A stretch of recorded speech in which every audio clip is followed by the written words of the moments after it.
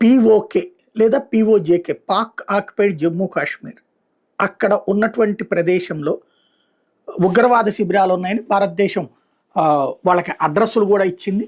అయితే అక్కడ పాకిస్తాన్ మరి ప్రపంచ దేశాల ముందు డ్రామా ఆడటం కోసం అని చెప్పేసి ఒక కొత్త ఎత్తుగడ వేసింది. లేదా అక్కడ ఉన్నటువంటి ఒక మంత్రి గారు సొంత ఆలోచన అయినా చేసి ఉండొచ్చు. అందులో భాగంగా తీసుకొచ్చినటువంటి వ్యవహారం ఏంటంటే ఈ అక్కడ ఉన్నటువంటి మంత్రి ఖవాజ్ అనేటటువంటి వాడు కేలా, నూర్షా ఇట్లాంటి ప్రాంతాలు మొత్తం 3 ఉగ్రవాద శిబిరాలు ఉన్నాయంటే అక్కడికి వెళ్ళేసి అక్కడ నుంచుని ఇక్కడ ఉగ్రవాద శిబిరాలు ఉన్నాయని భారత్ చెప్తుంది, అదంతా అబద్ధం అని నిరూపించడానికి నేను వచ్చాను మీడియాని తీసుకుని అని చెప్పాడు. వెళ్ళిందంతా పాకిస్తాన్ మీడియా. వీడు అసలు ఆ ప్రాంతాలు కూడా ఏమైనా దిగి చూశాడా అంటే ఆకాశంలో నుంచి ఏరియల్ రివ్యూ అట, ఆ తర్వాత కింద నుంచి మాట్లాడతాడంట.